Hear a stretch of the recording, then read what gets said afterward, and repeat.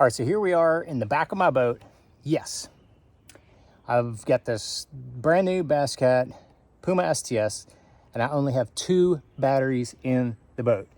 Now, this is the second year. This is only the second year I've run this, and I have not had a second's problem, knock on wood, with this entire setup. And I'm going to kind of walk you through the setup and why I have what I have. I'm going to show you where, like I said, I'm in the back of my boat. There's my Mercury, power poles are down, but there is the setup right there. It's just 2 batteries.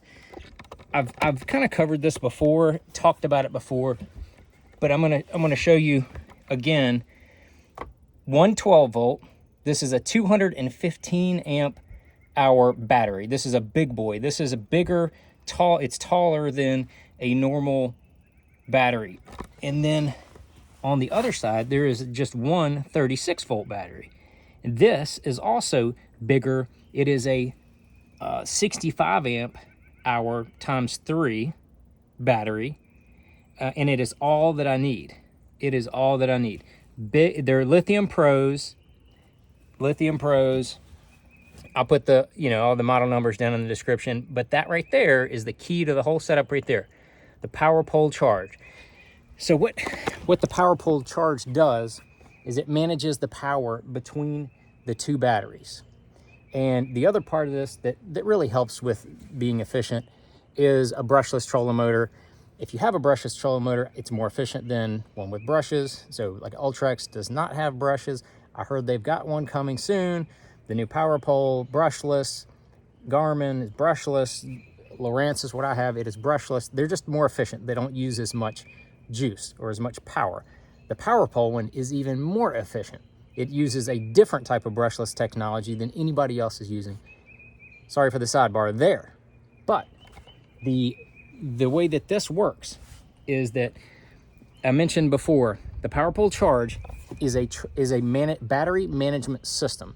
It is not a charger per se. It does that as well, yes, but that's just like a simple, easy add-on.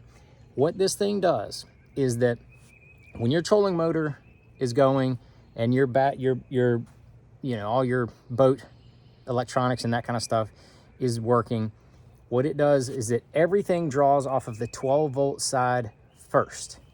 And it does that so that the 12 volt side, the cranking side over here, it will draw down to whatever you set it. It's approximately, let's just say 50%.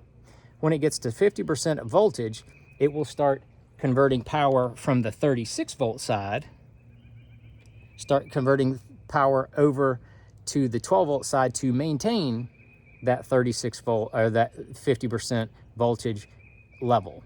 And the power pole charge, it has a programmable app. So the app, you connect to your charge, you tell it exactly the size batteries and the amperage that you have. So it works with lithium, preferably Lithium Pros. Just to touch on Lithium Pros, they are made in Knoxville, Tennessee. I've been running them in my boat for 10 plus years. They have their whole system dialed in. Don't let anybody fool you that they have something way cheaper, because you get what you pay for. I know a lot of people that have used other lithium batteries and then paid for Lithium Pros. I'm talking guys that I compete against, a number of them. So a lot of people have converted over to Lithium Pros over the years because they work, they're dependable, and they're, like I said, made right in the USA. Don't want to go too much. I could keep going and tell you all the benefits of Lithium Pros, why they're different, but that's not important here. I can do another separate video on that if we need to. But the way that works is it draws that down to 50%. The 36 volt side will then the power will be extracted from that side, pushed to the 12 volt side to maintain that 50% level. It will do so because when this engine starts, any engine, Mercury has a fantastic alternator. The newer Yamahas upgraded their alternator as well to kind of become equal with the Mercuries now. But that alternator will charge that lithium battery faster, and it will charge it while you run, and it almost, so like you almost didn't even use any power. So you might run 5 or 10 minutes to your next fishing hole, your next fishing spot. Boom, you're back to almost 100% of your entire setup. That's why it pulls off the 12 volt side first. It's harder to convert from 12 to 36 volt than it is the other way around. So that's why when that power is coming in from 12 volts, it's easier to recharge that cranking battery faster and quicker that way. So that's why it pulls off of that 12 volt first. But that is all due to the power pole charge. So when people have battery issues, the first thing I tell them is power pole charge. That is a big deal. A couple years ago when it first came out, they had a few board issues that they have figured out. I never had a problem with. I've never had a single issue with my boards. I think some of it could be user error. I don't know all the details on what happened with that, but I've not had a single seconds problem with any of my charges. I think I've had, this is my 4th one maybe. Not a seconds problem on it so far. You got to get it, set it up right out of the gate. Then when you get back in the evening, you can plug it in. Most practice days, so I'll go out on the Elite Series, practice for 12 hours, let's say, on a normal practice day. Go out there, practice for 12 hours. You know, I'm fishing, running, fishing, run, fish, run, just typical day, right? By the end of the day, I will get back to the place and I'll plug it in. My whole system is charged back up within 10, 15 minutes, almost every day, every practice day. So I'm almost not even using any of the power. Okay, so you thought, okay, well, what about a tournament day where you're, hard on your live wells, you're running live wells, you're running all your electronics. I got 5 electronics here. I've got 2 graphs there that stay on, 3 graphs at the front with live scope, 360. I've got 2 of the most powerful transducers that you can get at the back. Both of them, one Lowrance, one Humminbird in the back. So I'm running a lot of juice, plus live wells for all my fish, trying to keep them healthy. During a tournament day, I will run this setup. Typical tournament day, I may even stay in one area all day, but because of that transfer of power, the way it moves that power around to be more efficient, and then I might take a short run. I mean, like a 5-minute run. It's gonna raise that lithium power really quickly in order to get it back. It may not be 100%, but it may go from 50% to 75 or 50 to 70 or 50 to 80% in a little short run.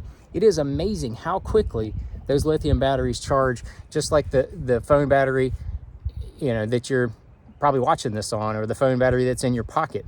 Those lithium batteries charge really fast and really efficiently. That's why so many of the batteries have gone to be lithium technology. They hold a lot of power, but they also are efficient and take those charges very quickly. So, that heavy round of amperage from that charges that really fast, makes the whole system go. That is really why I've been running only 2 batteries for the last 2 years. I don't see any reason to change from what I'm doing. It is a very simple system. And people say, well, what about if the one battery goes bad? It might, but I haven't had one go bad. I've never had a 36 volt battery go bad from Lithium Pros. They test their batteries. They have these various load testers that emulate what goes on the water. They test the computers. They load test the computers to make sure that they are foolproof and work properly. So as long as you hook them up properly and you have your power pole charge programmed properly, I have a ton of confidence. I mean, I have my career confidence in that Lithium Pros battery right there. If you wanted to, I sell these boats at the end of my boat at the end of the year. Some guys may not be fully confident to run one.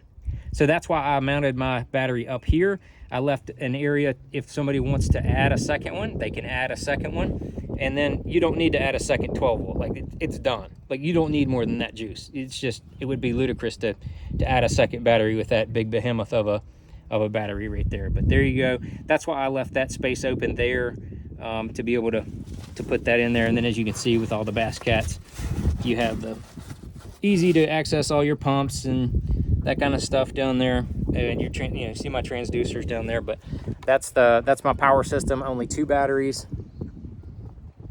to only 2 batteries in my boat. That's all I need for competition on the Elite Series, and that's probably all you need. Yes, the price tag is significant, but what is not on a bass boat anymore? And yeah, I wish it wasn't like that, but it's just the way it is. But you know, these, and the other thing about the lithium batteries, you get a good quality lithium battery, you're looking at least a 10-year lifespan, a minimum of 10 years. Defoe, when he first was with Lithium Pros, he ran the exact same set of batteries for 6 years. 6 years on the Elite Series. Never let them down. So I think that's a testament there. They just did it for the heck of it, and then eventually they're like, all right, well, I want to get them and test them. So Kevin, the guy at Lithium Pros, he took them and tested them, and they still had over 90% of their lifetime capacity. So he was kind of blown away by that. But that's what they are. I'll put the model numbers that I run down below.